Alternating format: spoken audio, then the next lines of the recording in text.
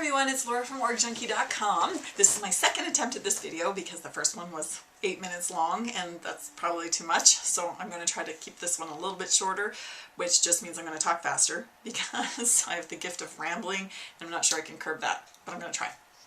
Okay, so this vlog is about blogging because a few of you asked some questions about that on my 6 years of blogging anniversary post.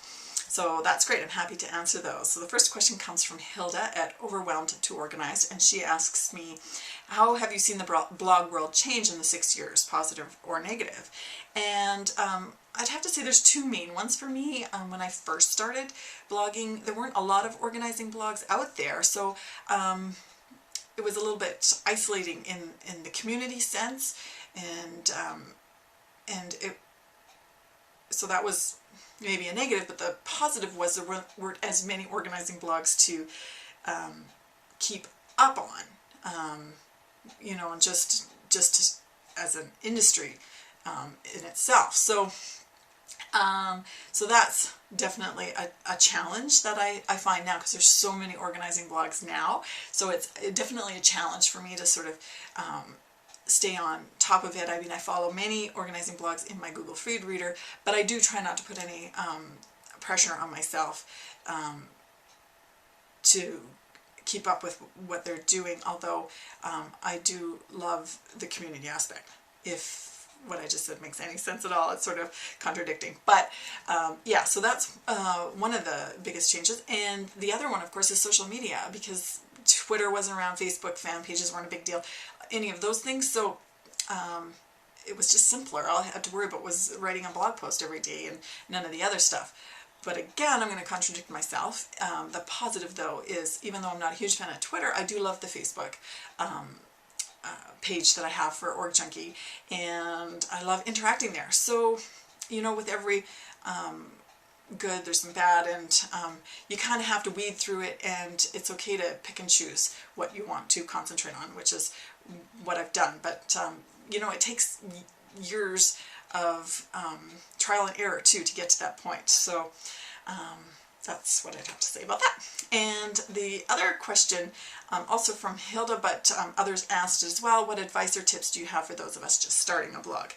And probably the main one would be just to pace yourself going in.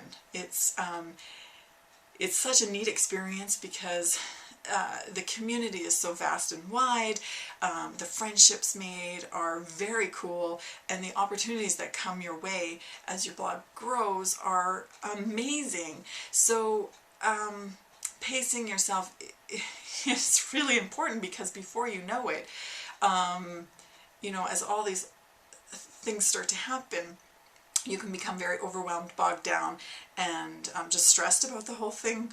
And I think that's just something we have to caution ourselves with. It's, you know, it's just slow and steady wins the race. That's sort of my mantra. And keeping your priorities in check and knowing those ahead of time will certainly help you know where to go with your blog and how much you're going to work, because it's so easy to do more and participate more and take on more, because all the opportunities are just, you know, good and bad. And it's easy to say no to the yucky stuff, but it's really hard to say no to the good stuff, and they do come, and you will have to, because otherwise there's just only so much time in the day. So pace yourself is definitely my first piece of advice. And I think other tips for starting a blog are just to, you know, don't be afraid to reach out to other bloggers and ask for help if you need it.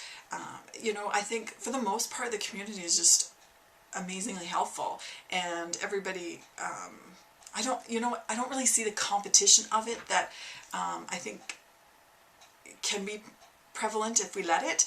I think that instead we all just want to help each other out and do what we do to help others. So yeah, don't be afraid to reach out to other bloggers. And lastly, most importantly, is just be true to your authentic voice, because only, I mean, there's so many blogs out there, but only your blog will have your voice and your spin on whatever the topic is you're talking about. So, you know, just be who you are. Your readers are going to see through you so quickly, and if you're not being you and trying to replicate what somebody else is doing, it's not going to fly. People want to know you, the good, the bad. Well, thankfully, they take the good and the bad, because I'd be in big trouble if that weren't the case with all my idiosyncrasies and issues. So, yeah, I mean, just be you, and that's probably, yeah, one of my biggest tips. So I hope that answers your question. I hope this is under 4 minutes. If it's not, sorry, I tried my best. Okay, so we will chat with you later. Bye.